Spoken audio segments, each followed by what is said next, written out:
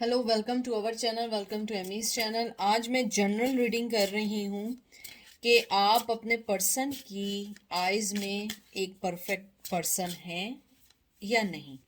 ठीक है। और ये नो कांटेक्ट सिचुएशन में, कांटेक्ट में नहीं, यानी कि आप उनका उनसे कांटेक्ट नहीं है, क्योंकि अगर आप कांटेक्ट में हैं तो आप डायरेक्टली पूछ भी सकते हैं और फील भी कर सकते हैं।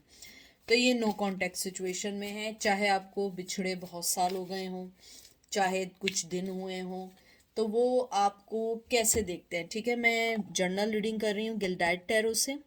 ओके। उसके बाद मैं टैरो सेक्शुअल मैजिक यूज़ करूँगी। एंड एज यू नो, ये ज़रा थोड़े से अडल्ट कार्ड हैं, तो अगर मैं दिखा के उसको टर्न कर दूं, लेकिन मैं आपको वो सिचुएशन या वो पढ़ के बता दूंगी, क्योंकि मैं ये कार्ड बहुत कम ही यूज़ करती हूँ अपनी रीडिंग्स में। ठीक है। तो चलते हैं, देखते हैं कि आपके पर्सन जो हैं वो, उनकी नज़र में आप एक परफेक्ट पर्सन हैं या नहीं हैं। अगर है तो क्यों है, और अगर नहीं है तो क्यों नहीं है। हो सकता है मैं कभी कहूँ हाँ, कभी कहूँ ना, क्योंकि ये डिपेंड करता है मैसेजेस पे। ठीक है। तो हर मैसेज आपके लिए नहीं है। इवन अगर 10 लोग देख रहे हैं तो 10 लोगों की डिफरेंट ओपिनियन होती है। आई होप आप लोग समझ गए होंगे, मेरे व्यूवर्स जानते हैं जो मेरे साथ बहुत अरसे से जुड़े हुए हैं। और इवन दो जो न्यू भी हैं, मैं उनके लिए भी कहूँगी कि वो भी मुझे समझते हैं और इसीलिए मेरे सब्सक्राइबर्स हैं। ठीक है। तो देखते हैं कि आपके पर्सन की नज़र में आप एक परफेक्ट पर्सन हैं या नहीं है। सबसे पहले आपका कार्ड आया है 4 ऑफ सोर्ड्स,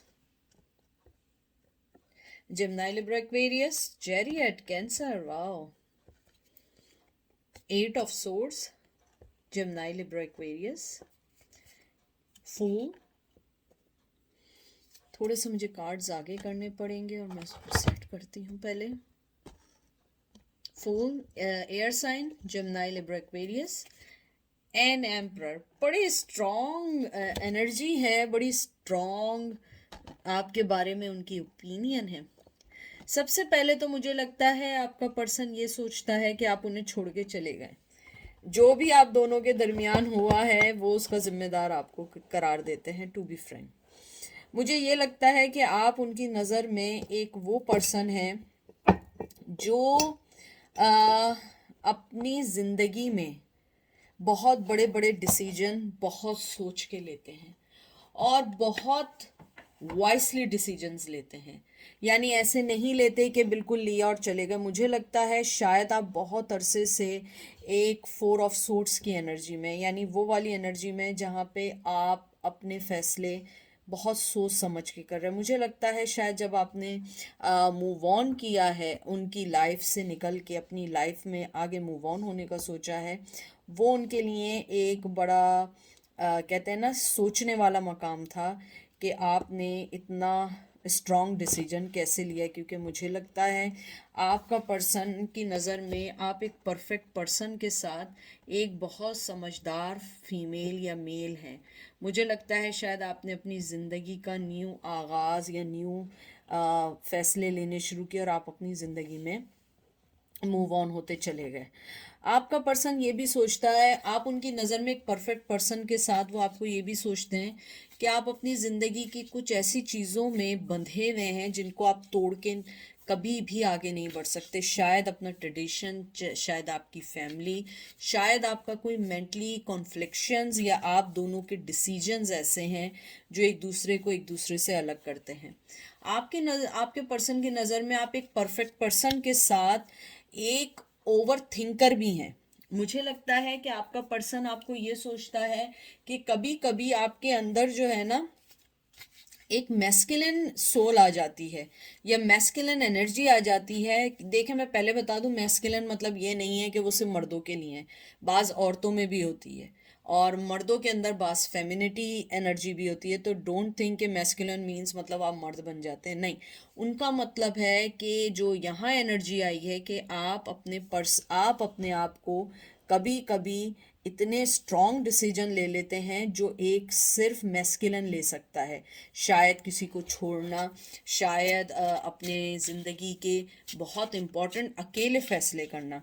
उनकी नज़र में ये भी है कि आप एक परफेक्ट पर्सन के साथ जिस तरह आप अपनी ज़िंदगी में एक न्यू स्टार्ट कर रहे हैं अपने कैरियर में, अपनी ज़िंदगी में, या सिंगल मॉम या सिंगल फादर के तौर पे, वो आपको एक बहुत परफेक्ट समझते हैं। मुझे लगता है वो आपको ये सोचते हैं कि आप एक वो पर्सन है जिसको अपनी ज़िंदगी में किसी की ज़रूरत नहीं है, लोगों को आपकी ज़रूरत रही है, क्योंकि आप अपने ट्रेडिशन, अपने लोगों से बहुत जुड़े हुए हैं।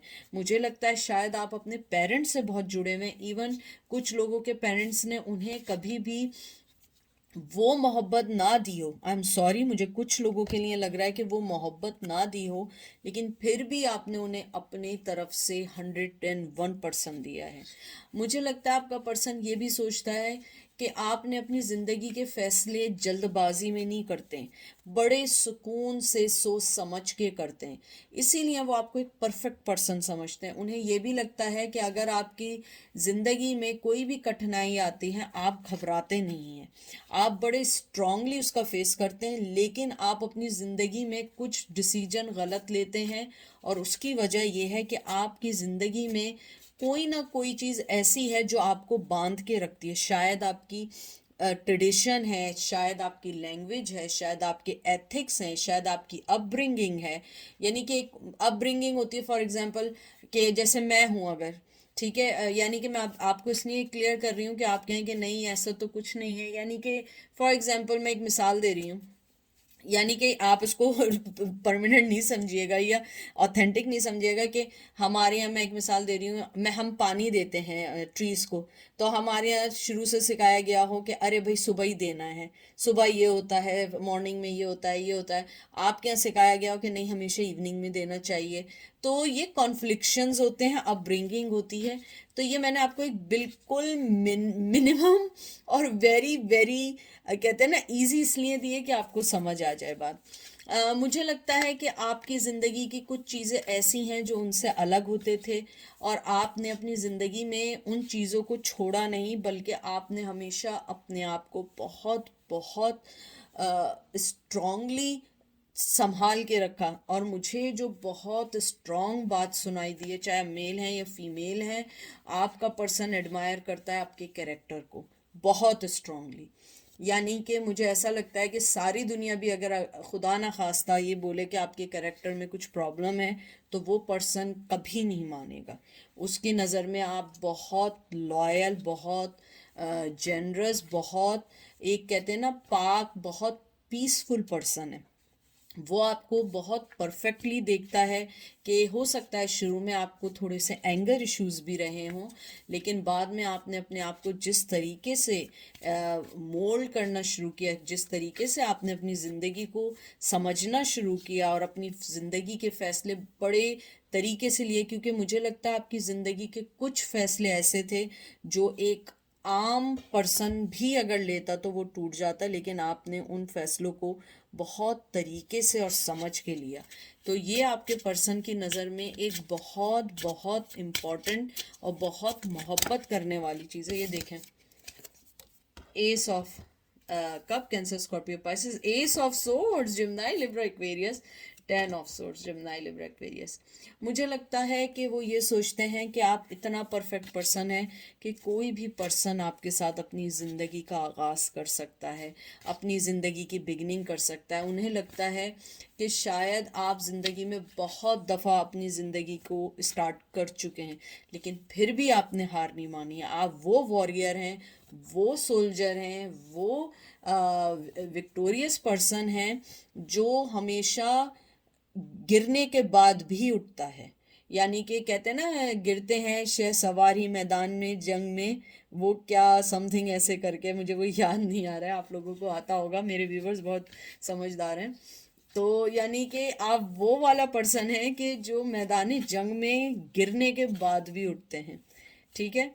तो आपका पर्सन आपको एक परफेक्ट पर्सन के साथ एक इमोशनली बहुत सेंसिटिव पर्सन समझते हैं।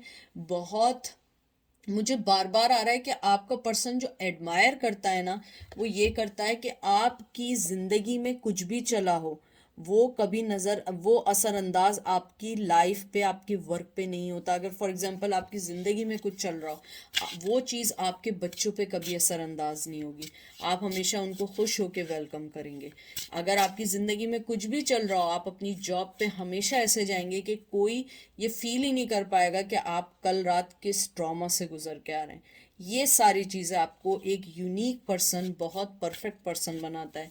मुझे लगता है आपका पर्सन ये भी सोचता है कि आप अपनी ज़िंदगी में जब भी किसी पर्सन को पिक करोगे, वो बहुत लकी पर्सन होगा, वो बहुत समझदार तो होगा, लेकिन वो आपकी समझदारी से और ज़्यादा अपनी ज़िंदगी में आगे बढ़ने लगेगा। मुझे ये भी लगता है कि आपका पर्सन आपको एक टीचर के तौर पे भी देखता है, चाहे आप मेल या फीमेल हो सकता है।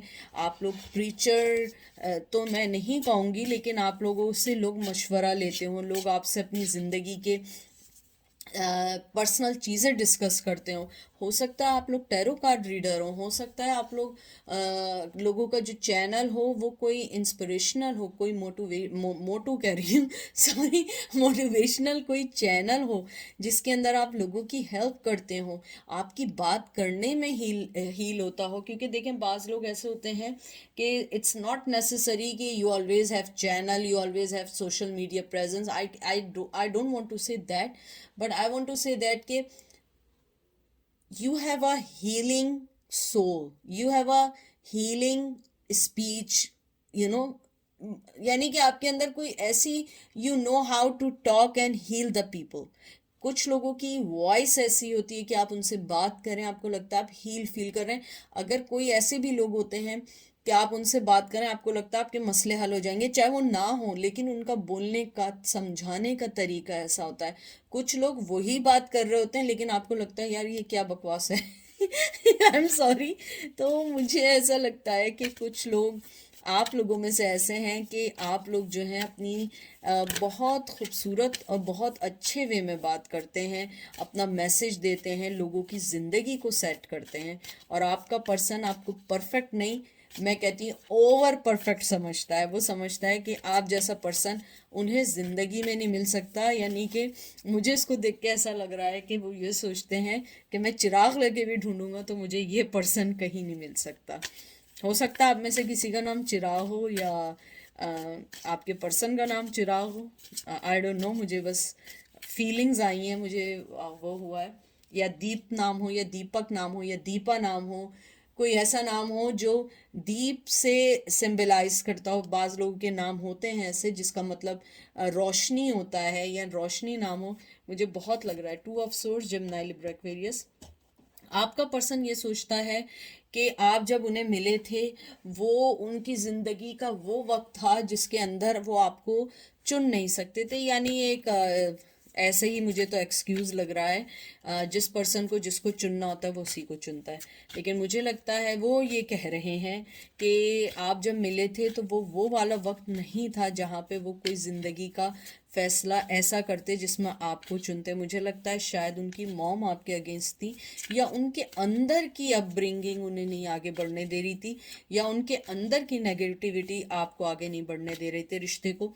मुझे लगता है ये रिश्ता टूटा उनकी तरफ से है स्ट्रांगली, लेकिन वॉकआउट आपने किया है। आपने इस रिश्ते को डन किया है। कहते हैं ना, सील लगाई है। जैसे हमें अमेज़ोन पे ये कहीं कोई चीज़ रिटर्न करनी होती है, ये हम डब्बे में डालते हैं, फिर लास्ट में हम टेप लगाते हैं। You are the person who put the tape on this रिश्ता। तो मुझे लगता है कि ख़त्म उन्होंने किया है लेकिन एंड आपने किया है। क्योंकि 6 of swords, Gemini, Libra, Aquarius, मुझे लगता है आप मूव ऑन कर गए क्योंकि आपको इनफ कप थे।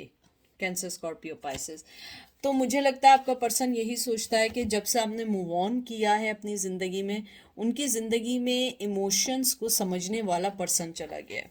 मुझे लगता है कि वो आपको बहुत ज़्यादा इमोशनली अपनी ज़िंदगी में मिस करते हैं। उन्हें ऐसा लगता है कि आपकी प्रेजेंस से, चाहे आप बात करते थे या नहीं करते थे, उन्हें लगता था कि वो आपसे जो डिस्कस करेंगे वो चीज़ें हमेशा सही होंगी, हमेशा सही हो जाएंगी, परफेक्ट हो जाएंगी। लेकिन आपके जाने के बाद उन्हें लगता है, जैसे एक होता है ना कि आप नहीं भी होते हैं, रिश्ते में अगर होते हैं, नहीं भी हैं, लेकिन आपको एक उम्मीद होती है, आपका एक दिल होता है कि हाँ मैं कॉल करूंगी या करूंगा, वो फ़ोन उठाएगा और मैं अपनी प्रॉब्लम सॉल्व करवा लूंगी।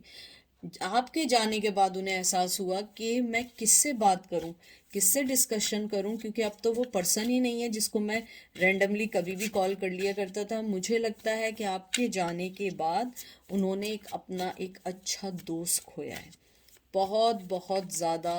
कहते हैं ना कि उन्होंने अपने दोस्त को खोया और वो आज भी यही सोचते हैं कि काश मैं उस दोस्त को हासिल करूं, लेकिन आप एकदम झांसी की रानी बन के, चाहे मेल है या फीमेल है, क्वीन ऑफ सोर्ड्स बन जाते हैं। मेरे में क्वीन ऑफ सोर्ड्स इन दिनों बहुत आ रहा है। तो मुझे लगता है कि आपने सारे रास्ते बंद कर दिए हैं, सारे के सारे रास्ते बंद कर दिए हैं, क्योंकि आपने, चाहे मेल है या फीमेल है, आपने एक बात ज़रूर कही है जो मुझे लगता है कि मेरे व्यूवर्स ने ये बात सोची है कि हाँ मेरी मोहब्बत बहुत अनमोल है, मैं मोहब्बत देता हूँ या देती हूँ, लेकिन वो इतनी भी चीप नहीं है या इतनी भी सस्ती नहीं है कि कोई आए उसे रोंद के चला जाए। मुझे बहुत स्ट्रांगली किसी के डायलॉग्स ये लग रहे हैं, डिस्क्रिप्शन में मुझे, सॉरी कमेंट बॉक्स में ज़रूर बताइएगा, क्योंकि मुझे लगता है कि मोहब्बत बहुत अनकंडीशनल दी, लेकिन जब आपको फील हुआ कि कोई आपकी मोहब्बत से प्ले कर रहा है, आपने वो दरवाजे बंद करके कहा कि मेरी मोहब्बत इतनी सस्ती नहीं है कि कोई उसको रौंद के चला जाए। और उस वक्त आपने अपनी ज़िंदगी को जो संभाला है, अपनी ज़िंदगी को समझाया, वो चीज़ आपको परफेक्ट पर्सन बनाती है। मुझे लगता है आपका पर्सन यही सोचता है कि आप परफेक्ट नहीं, परफेक्ट से भी, यानी कहते हैं ना, आप बहुत बहुत ज़्यादा परफेक्ट पर्सन है उनकी नज़र में।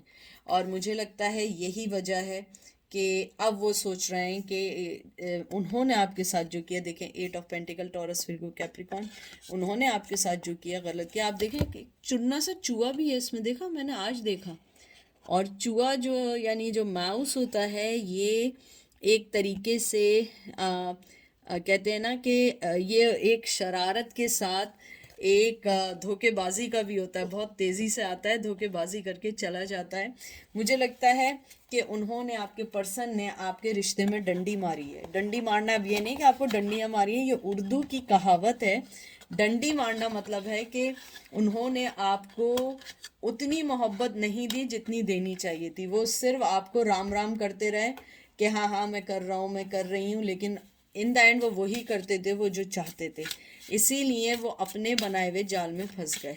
ठीक है, तो वो आपको परफेक्ट समझते हैं और उन्हें लगता है कि काश उन्होंने धोखेबाजियों के बजाय अगर आपसे मोहब्बत से बात की होती या आपसे सही से बात की होती, तो शायद आज ये सारी चीज़ें नहीं होती। ठीक है, अब मैं सेक्सुअल टैरो मैजिक से निकालती हूँ। प्लीज़ अगर इसमें कोई कार्ड गलत आए तो प्लीज़ आप उसको इग्नोर करिएगा। मैंने कुछ कार्ड्स को पेन से तो ब्लैक कर दिया था, लेकिन अभी बहुत सारे कार्ड्स हैं जिनको करना बाकी है, तो मेरे पास इतना टाइम नहीं होता, इसलिए अगर मैं कार्ड्स दिखा के या बता के खाली उसको टर्न कर दूं तो आप प्लीज़ उसको एक्सेप्ट कर लीजिएगा, क्योंकि ये कार्ड्स बिल्कुल अच्छे नहीं हैं। मैंने मंगवा लिए थे, लेकिन मुझे मालूम नहीं था कि ये इतने गलत कार्ड हैं। तो देखते हैं कि आपके पर्सन आपको कैसा, यानी कि मैं सेक्सुअली नहीं कह रही हूँ, कैसा फील करते हैं एज ए परफेक्ट, कि आप उनकी नज़र में परफेक्ट हैं या नहीं। तो मैं इसीलिए 2 टैरो यूज़ कर रही हूँ ताकि हमें कन्फ्यूजन ना रहे।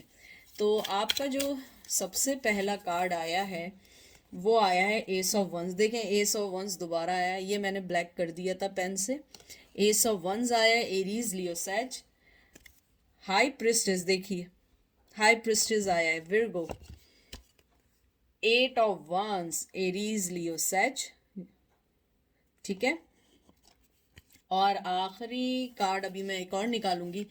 इन कार्ड्स को देख के मुझे यही लगता है कि आपका पर्सन आपको बहुत इंट्यूटिव, बहुत समझदार, और उसकी मोहब्बत आपके लिए अनकंडीशनल है। वो आपसे पैशनेटली तौर पे, सेक्सुअली तौर पे बहुत अट्रैक्ट है, बहुत अट्रैक्ट है, लेकिन वो जहाँ पर भी है वो आपके पास नहीं आ सकता, क्योंकि 8 ऑफ वंस कहते हैं ना, गार्डेड है, वो वहाँ से हिल नहीं सकता। उसने जो अपनी एक झूठ की दीवार बनाई हुई है कि मैं बहुत खुश हूँ, वो उसको तोड़ के नहीं आ सकता। ठीक है, और मुझे जहाँ तक लगता है एस ऑफ वंस, मुझे लगता है कि वो आपसे चाहते हैं कि अगर आप लाइफ में उनके कभी भी आए, चाहे मेल हैं या फीमेल हो, आपसे उन्हें किड चाहिए, क्योंकि वो चाहते हैं कि उनका कोई भी किड जो भी हो वो आप जैसा हो, क्योंकि आप एक अच्छी मदर, एक अच्छा फादर बनेंगे उनके बच्चों का। और वो इस चीज़ को बिल्कुल डिनाई नहीं करते हैं, बिल्कुल भी इस चीज़ को ये नहीं कहते हैं कि ये गलत है। और मुझे लगता है कि वो आपके कैरेक्टर को बहुत बहुत मोहब्बत से देखते हैं कि आप बहुत मोहब्बत करने वाला पर्सन है, बहुत समझदार पर्सन है। उसके अलावा मुझे ये भी लगता है कि आपका पर्सन ये भी कहना चाहता है कि आप जिस तरीके से उनकी ज़िंदगी में सबक या लेसन दे के गए, वो कोई भी नहीं दे सकता है जैसे आपने उनको लेसन दिया है। एक आखिरी कार्ड और निकालती हूँ मैं। आपका आया है 9 of wands, Aries Leo sage. ये लास्ट कार्ड मैंने निकाला है। तो मुझे ये सारे कार्ड्स देख के यही लगता है कि आपका जो पर्सन है वो आपकी लाइफ में आने के लिए चाहता है, लेकिन नहीं भी चाहता है, क्योंकि उसे लगता है कि अब टू लेट हो चुका है। 9 ऑफ वंस जो है ये कार्ड है डिफेंस का और स्ट्रेंथ का। और उसके बाद आपका कार्ड जो आया था 8 ऑफ वंस जो आया था, 8 ऑफ वंस जो है ये एक न्यूज़ का भी हो सकता है, फास्ट मूवमेंट का भी हो सकता है, आपके पास आने के लिए कोई स्टेप का भी हो सकता है। मुझे लगता है कि आपके साथ वो किड तो चाहते हैं, एक हाई प्रिस्टेस भी समझते हैं, और साथ ही 8 ऑफ वंस जो आया है ये एक तरीके से कम्युनिकेशन का, फास्ट ट्रैवल करने का। और फिर 9 ऑफ वंस है, तो मुझे लगता है कि वो इस वक्त अपनी सिचुएशन में, और मुझे लगता है कि वो शादीशुदा हैं और वो इस वजह से नहीं आ रहे हैं, लेकिन वो जानते हैं कि आप एक बहुत परफेक्ट पर्सन हैं और वो आपसे, यानी कि हाई प्रिस्टेस के बाद तो कोई कार्ड की गुंजाइश ही नहीं है, चाहे मेल हो या फीमेल हो। वो आपको यही सोचते हैं कि आप बहुत परफेक्ट पर्सन हैं और आप बहुत समझदार पर्सन है अपनी ज़िंदगी को लेके। और इसीलिए वो चाहते हैं कि जब भी वो आपके पास आए, फुली आपके पास आए, क्योंकि उन्हें लगता है कि आप जैसा पर्सन उन्हें नहीं मिल सकता है, क्योंकि आप परफेक्ट नहीं, ओवर परफेक्ट है। ठीक है, तो ये थी आज की रीडिंग। आई होप आपको समझ आई होगी। अपना ख्याल रखिएगा, दुआओं में याद रखिएगा। Take care, bye.